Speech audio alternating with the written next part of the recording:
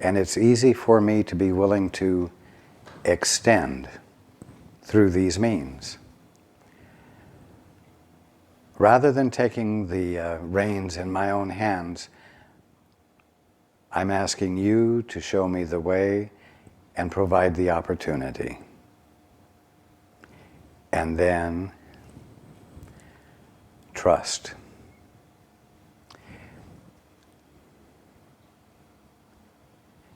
You say your prayer.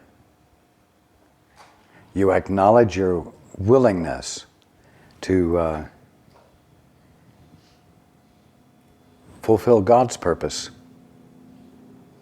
the purpose He has for fulfilling Himself right where you are. And then you shut up. You don't keep saying the prayer. And you trust that you're heard and that your desire will be answered.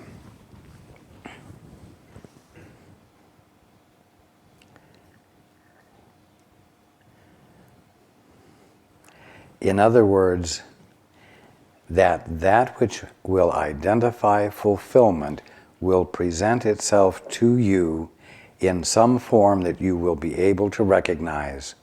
Whether it's a light bulb going on in your mind that presents an idea that you recognize is not your own, and which you recognize is utterly appropriate for you, or whether it's someone else walking up to you and presenting you with an opportunity that in so many words has come out of left field. But you trust and you lean into the practice of being receptive to the answer. I promise you that when you let your fulfillment reveal itself to you, it will be far more fascinating, interesting, and amazing to you than anything you might have been able to imagine. So it's worth entrusting yourself to. You see, when you engage in trust, you are entrusting yourself to a movement.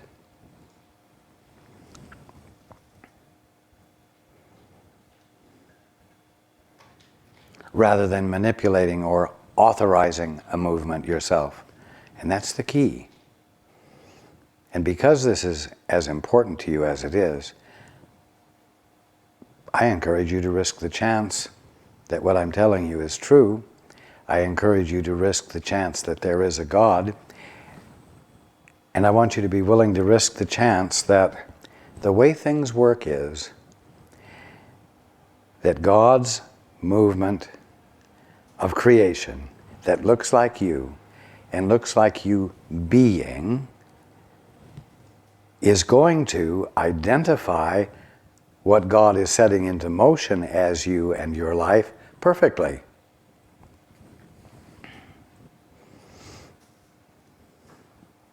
Okay.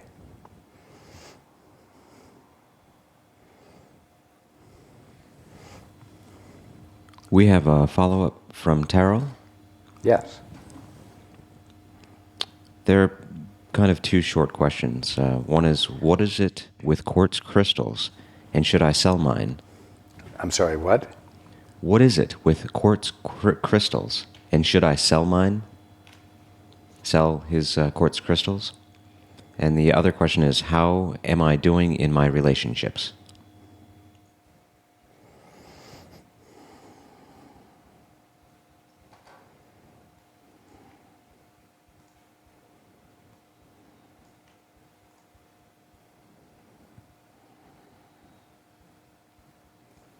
Well, let me put it this way. It isn't just quartz crystals, it's all crystals. All crystals, I'm going to say, hold energy. In a way, it's a focused energy.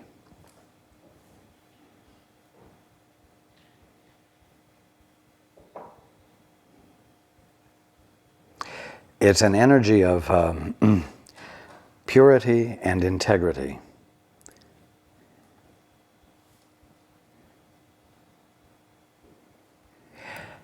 And it is an energy that can be felt by anyone who bothers to pay any attention to crystals. The energy is very orderly. And indeed, those who have jewelry made out of crystals, or who carry one in their pocket as a talisman, let's say, do find orderliness manifesting somewhat more in their lives. They don't control. They're not overly valuable, but they are an example of the, I'm going to say, godness of things. That even though they appear to be inanimate, they are still living love. They provide everyone with an opportunity for an experience of that fact, let's say, more so than a rock. Even though the rock is also living love. I don't know why you would want to sell them. Keep them or sell them, whichever you like.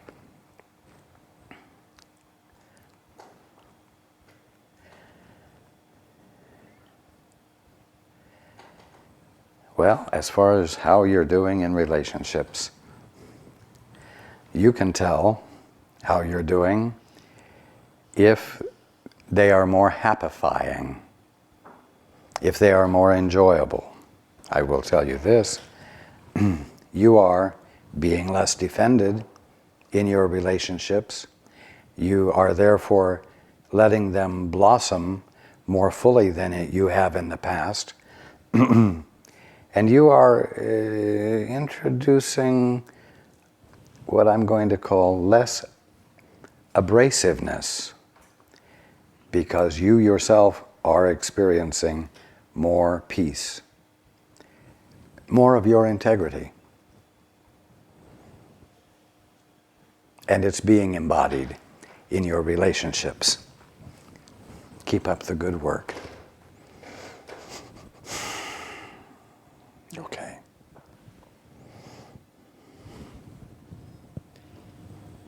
The next question is from Michelle. Our mother told me, all life is sacred. Give up attack thoughts. Any attack gives validity to reality, that which you see with your eyes. This is not what you want. She suggests that I do not kill the roaches in my kitchen, the ants marching through my bedroom, and the spiders throughout my house. I keep hearing, there is no spoon. That's a reference from the movie The Matrix. That means they aren't really there. I am also having difficulty relating to people. It's as if I'm between realities. What do you suggest I do?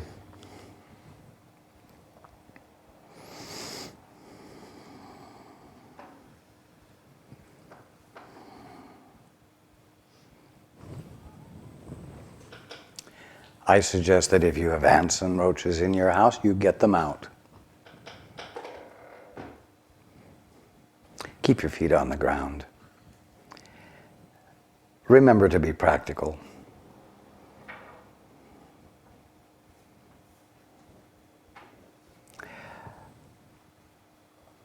And you get them out of your house by whatever means works.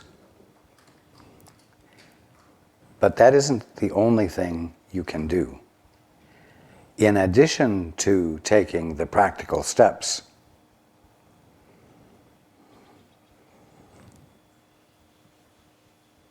you can acknowledge that this environment of your home is your place to live and not theirs. You can invite them not to come in.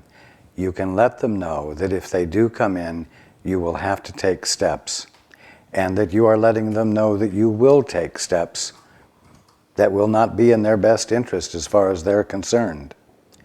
You be straightforward and loving with them in your mind, but you also be matter of fact with them.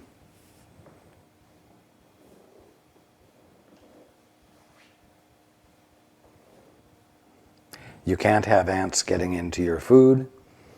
You do not want roaches crawling around in your house. So don't be so spiritual that you stop being practical. You must meet the need. You say, no, thus far and no farther. The threshold of your doors and windows is the line. And you back it up. You back it up practically, with ant poison if you must, and roach motels, and as well, you lovingly invite them not to come in. And you clearly, in your mind, direct toward them the clarity of your mind that they don't belong there, so that they may see that they don't belong there.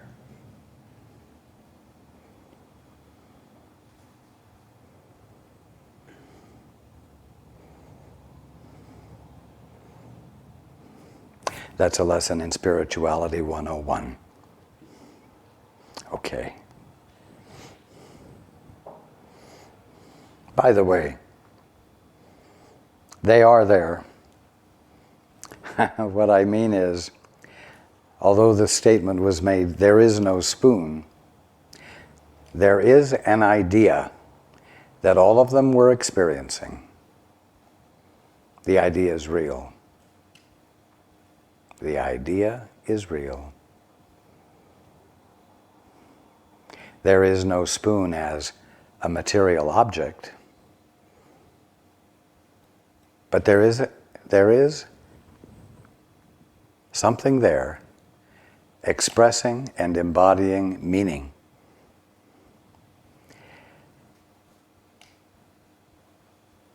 Indeed, there are roaches, and there are ants, and there is you.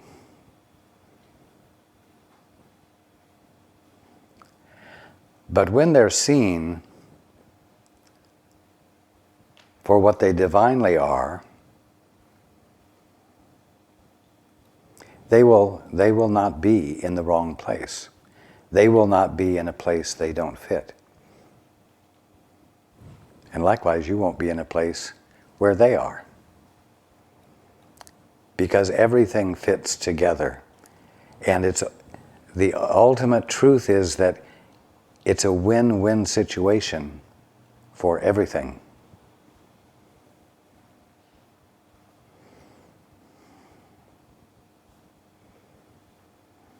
I will tell you something. The minute you begin, any of you, the minute you begin to look and say, there is no spoon, there is no world, there is no ant, there is no chair,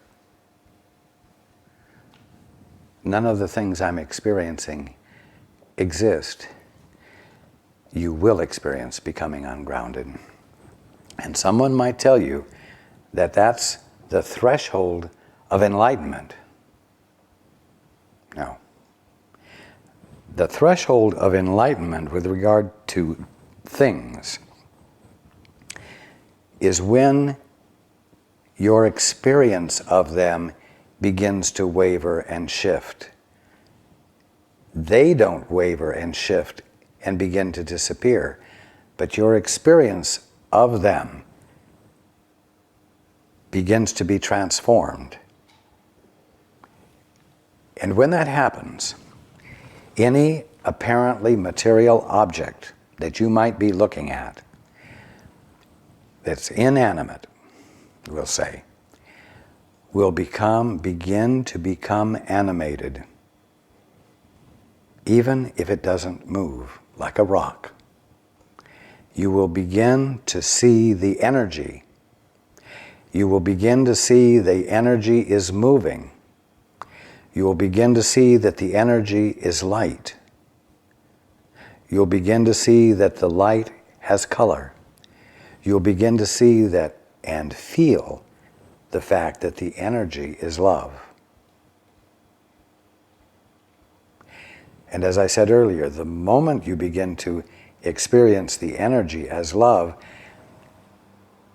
that's loving you, in your being touched by the love that it's loving you with, it illuminates to you as an experience of love that the love with which it is loving you is the very love that you are, thus binding you in a way in an experience of singularity, of oneness, even though the rock and you don't merge into a nebulous, amorphous presence. So,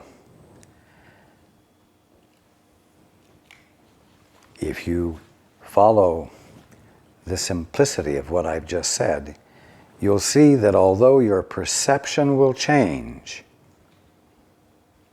you won't become ungrounded, because nothing will have disappeared. Only the way in which you're experiencing it will have changed. And because the shift of experience has involved not an intellectual realization, but an experiential realization that you and the rock are one, and the rock and you are one. And the love that you both are the love, is the love, the only love there is, having an object of its affection. That obviously is not a state of being ungrounded. So, if you're beginning to feel like you're between worlds and ungrounded, you may know that you're moving into a distorted intellectual perception. And it's not the threshold of enlightenment. It's not an indicator of spiritual progress. And you need to get grounded again. You need to look at your world and pay more attention to it with the curiosity to see the more of God that is there than what you're currently seeing.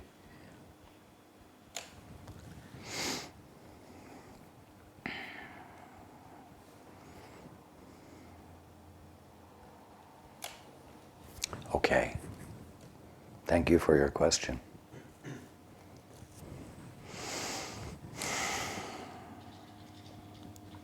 The next question is from Joe. Jill or Joe? Joe. Joe. Hello, Raj. Thank you for this format and answering questions.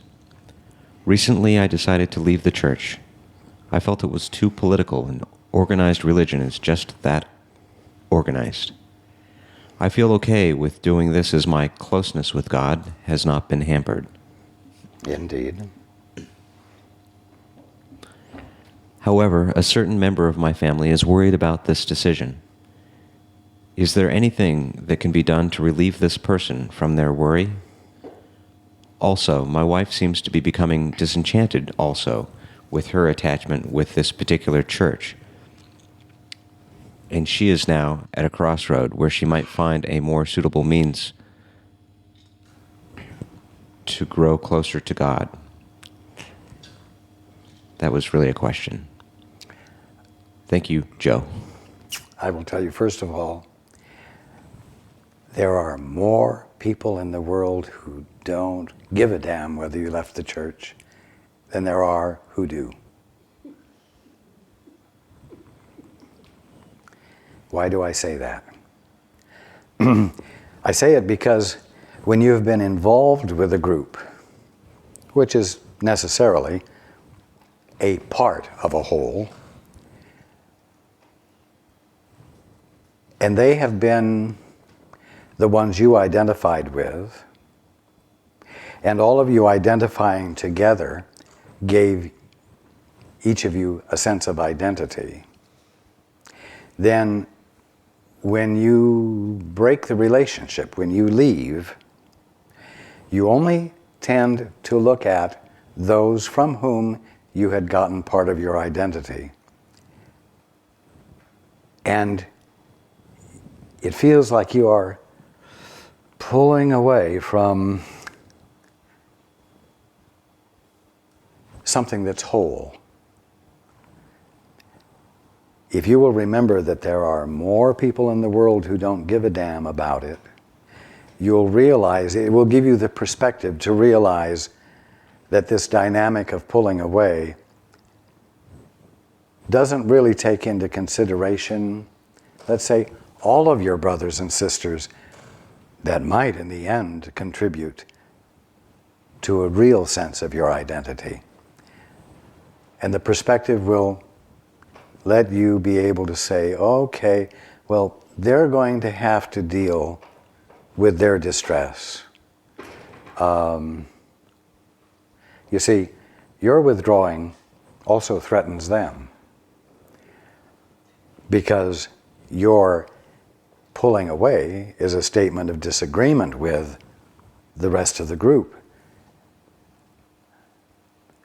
For many, it brings up in their mind thoughts they may have been having but not allowing themselves to look at closely about leaving. And it causes them to look at something they still don't want to look at. And others who are steeped in the doctrine and the teaching might well think that your leaving is going to cause you to suffer. And they care enough about you that they don't want to, and they're afraid for you. Now, this is their thing to deal with, not yours.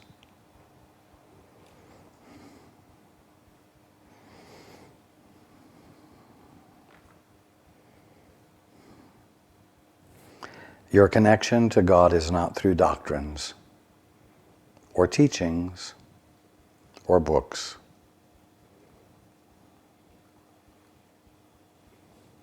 Your connection with God is right in the center of you. And you cannot become separated from the very center of you.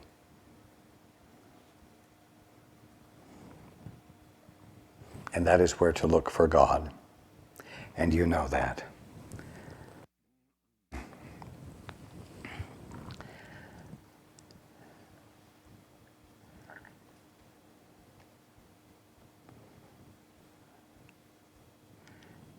Encourage your wife to dare to pay attention within herself to what feels on target for her. But don't try to coerce her. You took the steps you took for your reasons, and she will have to take the steps she takes for her reasons. Give her permission to have her reasons. Give her permission to pay attention to her reasons.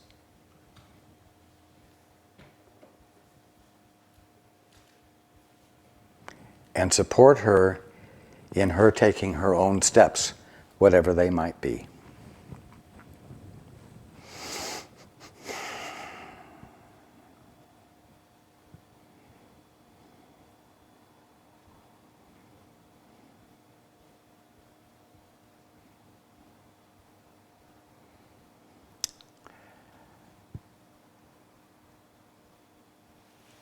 Cultures tend to be used as boundaries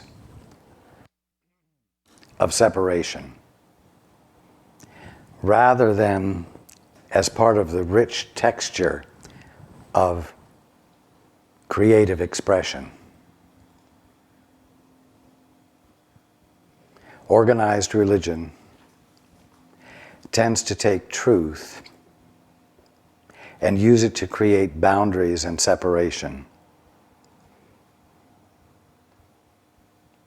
When truth finds expression in a broad spectrum of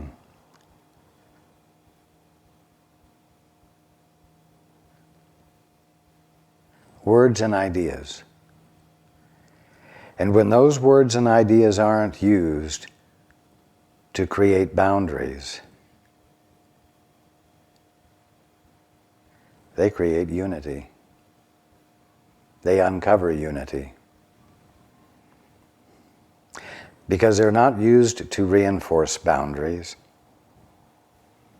but to uncover what everyone has in common: a common Father, the fulfillment of common needs, based upon utterly common sense. Truth is nothing more than utter common sense. When you experience it, even though it is transformational and life-changing and unifying beyond expectations, it still is nothing but utter common sense. You could say divinely common sense, but nevertheless, it's simply common sense.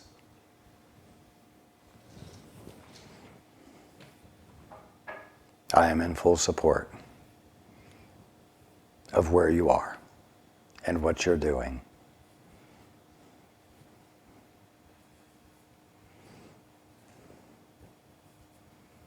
If you need someone to give yourself permission for not feeling any twinges of guilt, I give you permission. At the bottom line, you're the one who will have to give yourself permission.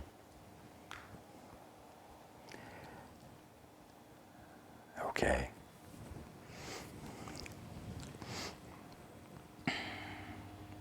We have a question from Serena. Hello again, Raj. Thank you to you and Paul for holding this gathering today. You mentioned recently that my son is not too young to learn, that he has his own source of love and peace that is always with him. I am wondering how to best convey that to him in a way that will be meaningful for a 3-year-old, so that it can start to become part of his awareness here and now. Thank you.